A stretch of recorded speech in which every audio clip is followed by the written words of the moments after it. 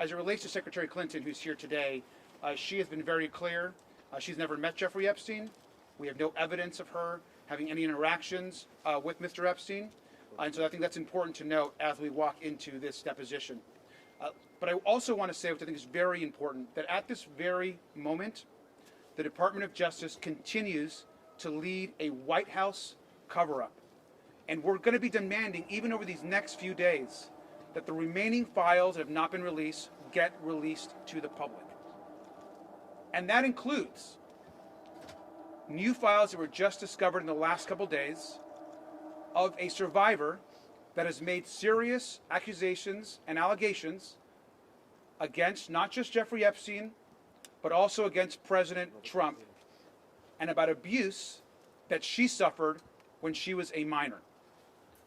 We have seen the DOJ files and the archive manifest that clearly shows that the interviews and information around this survivor have been removed and are missing from the DOJ files.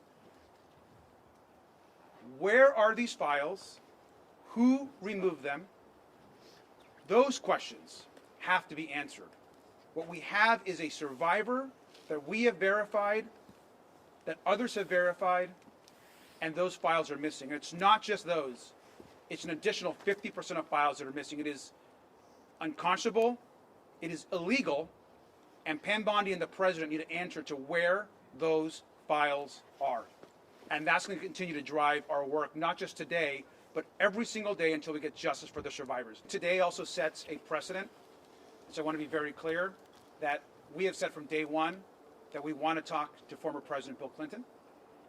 And the other person we want to talk to is current President Donald Trump. And so we should be very clear that now that we're going to hear from former President Clinton, I hope that Chairman Comer and the Republicans will join us in demanding that the person who actually appears more times in the files than the former president, who we want to speak with, is President Donald Trump. And so let's get President Trump in front of our committee to answer the questions that are being asked across this country from survivors and from those who have been brutally attacked and raped, sometimes as children.